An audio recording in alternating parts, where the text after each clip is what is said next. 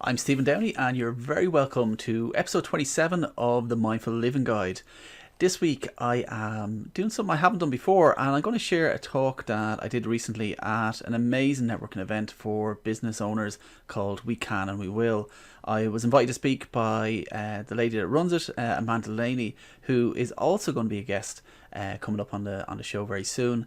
And the subject was something very close to my heart. It was compassion, and there was fantastic feedback from the talk itself. And Amanda very kindly allowed me to share the video from it, so I thought it would make a great feature on this week's podcast.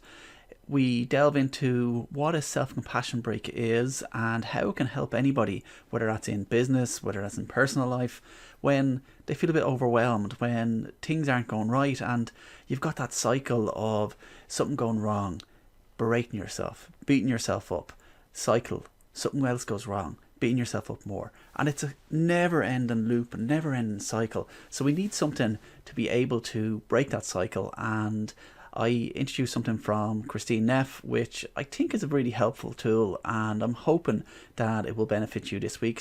So sit back and listen to this week's episode of the Mindful Living Guide.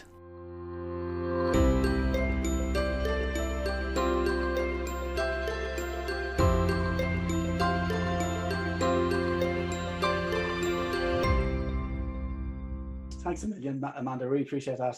I'm also going to talk about self-compassion. So what is, do you know what? Before I start, I have to be honest with you. I'm in a group of women and I have to do something and let myself be vulnerable, because right now I'm actually full of emotions. I'm full of fear. I'm anxious. I'm nervous that I'm going to let you down on something that I'm really passionate about. But also when I think about it, it's 18 months since I've talked. It's 18 months since I've actually given a talk, and this is my first one. So I think I'm okay to feel like that. I think I'm also among many people that I'm sure with other people, if they're in the same situation, you're going to feel the same way. You're going to feel, and I can see heads nodding, like it's a nervous thing to come up and do something like this, but we're all in the same boat. We all feel this type of feeling. But I'm going to put my hand on my heart and be kind to myself tonight. And I believe in this subject, and I know that I can do well. So now I have all that off my chest, and I feel a lot better. I can feel my heart rate coming down. I can talk to you about what self-compassion is. Self-compassion entails warm and understanding towards ourselves when we suffer, fail, or feel inadequate, rather than ignoring our pain or flagellating ourselves with self-criticism. Basically, it means not beating ourselves up. That quote is by a lady called Kristin Neff, who actually is one of the foremost people in self-compassion in the world. And I would really encourage you to look up Kristin Neff on the internet. She's a source beyond belief on self-compassion. But I have to talk to you about a story about when I first heard about compassion.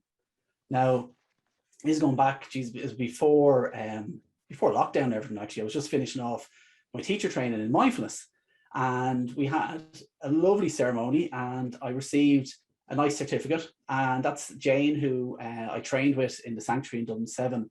And she's a lovely, lovely person. And I received my certificate, but then there was something on it, something that I wasn't quite sure what it meant. And it's just down there. You're not going to be able to read it. So what I've done is I've written it up here. It says, we studied how to embodiment and embodying the compassionate mess. A compassionate mess. It's not, a mess is not something that we normally think about when we think about compassion. And it was actually funny because I sat down from my seat that day and I looked at someone else over the other side of the room, and she looked at me, and the two of us were thinking the exact same. They put a misprint on it. There's no way that we'd want to embody a compassionate mess, but the truth is there was no misprint there, because in life, we're all human. We all have ups and downs. And I say to everyone, we all experiences those ups and downs in life. But the difference is sometimes we can be very hard on ourselves. And when we don't embrace that compassionate mess, we go very deep on the hard part. And Elaine said lots of things there in her own talk as well about those voices in our head and those things that we hear and all those negative Nellies, as I call them, all those voices in our head where it's just beating ourselves up. And there's a great story in Buddhism that I need to talk to you about that really sums up this, and it's called the 2 arrows. And it's very simple, and I can give you a really good example actually of how I experienced the 2 arrows and many, many more a few months back when I was driving my wife's car to the local supermarket, and on the way down there was something wrong. I knew there was something wrong, but I ignored it. I just drove on to the shops and I got all the messages I needed, and I went back to the car, and then as I pulled out, something went wrong. It wouldn't go into gear. Now I knew it was stiff on the way down, but suddenly there was no clutch. It was gone. That is the first arrow, the event that happened. Unfortunately, I also got hit by many other arrows that day because I kept saying to myself, why didn't you notice that before? You knew something was wrong with this car. You never got it looked after. You never look after anything. So it got deeper and deeper and deeper. You see, that's what the second arrow is. It's those voices in our head that we shoot when something goes wrong. All those negative things that build up and come out. And I have a few examples here, and you've probably heard it yourself, but why did I do that? And actually, can you stick in the comments, actually, if you have an inner voice that comes out when something goes wrong, stick in some messages there and I'll read out some of the ones that you have. Because I'm sure we're all going to find that the ones that can come true are going to be very similar. So what I have here is why did I do that? How could I be so stupid? You've just made everything worse. Is that familiar, people? But this is my utmost, hardest thing that people say to themselves. And I hear it all the time. I'm sure when you see this, you're going to recognize it. You should know better. I've seen loads coming through. You're going to get found out. That is an amazing, Marina, thank you for that. You're going to be found out because so many people feel that we're in the wrong place. We're not meant to be here. This is my number one hate of all time. This always happens to me. And I'm sure I'm not alone there, and many of us will probably feel the same way because what the feck are you at? I really hope that you're talking on the last one, Caroline, now, and that's not a comment at me now. But in all honesty, like what we say is the pain of the second arrow can be a choice. All those comments we've said all the way through, each one is something that we've thought about ourselves, something that we have a choice whether we're going to talk to ourselves like that. We have a choice whether that is something we want to feel. And I mentioned the 2 arrows in Buddhism because the Dalai Lama has a very, very good phrase, and I'm sure that you might have heard it before. And it's, pain is inevitable, but the suffering is optional. We can't change what happened. I can't change that the clutch went on the car. There's nothing I can do about that. But what I can do, and what I actually am very proud to say what I did after I berated myself, is that I made a phone call and I made sure that my kids were okay, that they could get collected from school. I called the garage to see could I get someone to come out to the car. And I sat there and I enjoyed the peace and quiet. It was something that I hadn't had for a long time, and I took it as an opportunity. So the important thing about this talk is, what can we do next? What can we do when this goes wrong? And I'm going to bring it back to the lady that I referenced at the very start, Kristin Neff, because Kristin has developed a very important practice, and it's very simple. It's something that we can all do every single day and in any situation. And it's called the self-compassion break.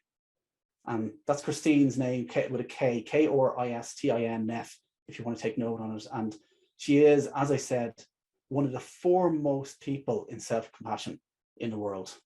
So Kristin has developed a very simple practice, and it has three elements of self-compassion. And the top one, as you can see at the top there, is mindfulness, followed by common humanity and self-kindness.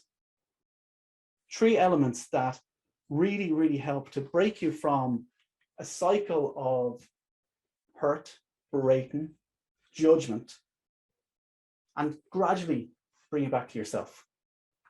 I'm going to go through each part, and you might actually recognize from when I was talking at the very start of this talk, because the first one is mindfulness, recognizing that this is a moment of suffering. You might remember at the start of the talk, and I was feeling very, very nervous. I could have gone through the talk and have those feelings built up inside me. But what I did, and I purposely did it because I wanted to show you how easy it is to practice a self-compassion break, is I was honest. I spoke about how I felt, and I brought awareness to the situation. I brought awareness to how I was feeling. You may also remember something else I said. We all feel like this, because the second part is called common humanity. Suffering is a part of life, and it's perfectly normal to feel that way. You see, often when we're in a time of anxiety or nervousness, that we tend to go insular. Our shoulders kind of crouch, and you become half the person you were because you feel you're alone. This is why there's so many campaigns there to say it's okay to be okay, and it's okay to talk, because we all feel the same feelings. And as Nicola Conley Burners in the audience will say, we're all more similar than we are different. We're all so alike. So bring in some common humanity. It takes yourself from that insular energy just out. You can feel a big difference. The last part is called self-kindness. May I be kind to myself in this moment. You may want to write that down, because I think that's a powerful, powerful line. May I be kind to myself in this moment. And it's very hard to do sometimes. You can't think when you're going through it, what can I say to myself? And what I often say to people is befriend yourself.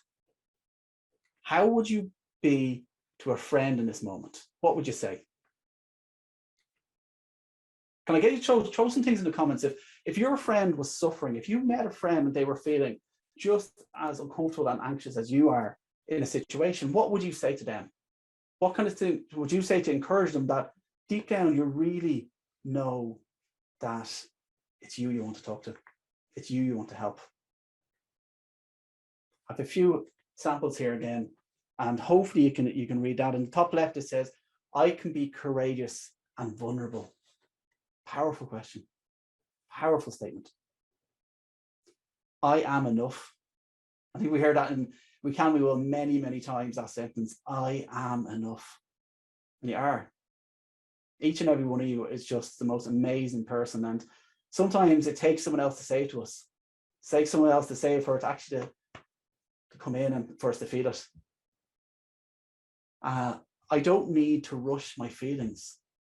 I think this is a really strong one, because there's many times when we have an uncomfortable feeling that we don't want to sit with it.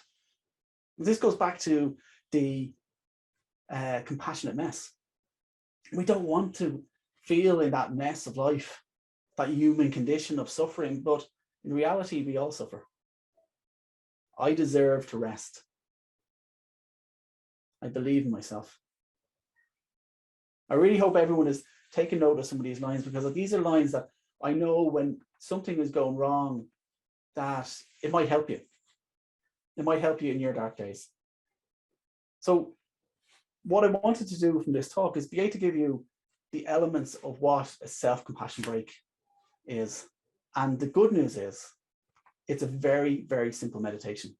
It's only 3 minutes. And for anyone who's a beginner, it can be guided. And I actually have a free one up on Insight Timer that anyone can listen to. So I don't know if you want to take a screenshot, or you can scan that code and that will bring you straight into it. But what I'll do is I'll also give this, I'll put it in the chat box as well, and I'll send it to Amanda. But this is the very simple, it's a 3-minute meditation, and it takes you through those 3 simple things. bring in mindful awareness, common humanity, and then some self-love, some self-kindness. So there you are. That's my talk on self-compassion, and it's from the heart. It's from what I've experienced over the years and what's helped me. So I really, really hope that it will help you if you're going through any anxious time, whether that's in business or whether it's in personal life. I really, really believe in this very, very simple meditation practice, and it's only 3 minutes. You can practice it anywhere you want. Thank you. Wow. So there you have my talk from We Can, We Will recently.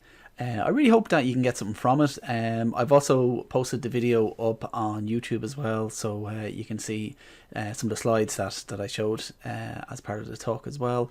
And if you want to look into this further, I really would recommend looking into Kristin Neff.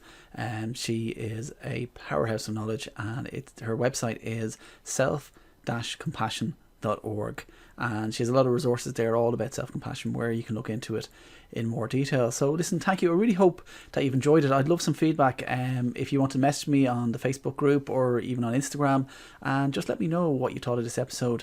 And I'm going to try and do more of a mix of these type of talk type podcasts where I might be able to help people in some way, as well as the guests, which are also very, very popular. So next week, actually, I'm going to be talking to Amanda Delaney, who organised that event all about compassion, and I think you'll learn a lot from Amanda. She's got great insight. She's a beautiful person, and she, as she says herself, she learned a lot from practicing compassion over the last year when it's been difficult for a lot of us. And so listen, for this week, thank you so much for tuning in again, and this has been the Mindful Living Guide.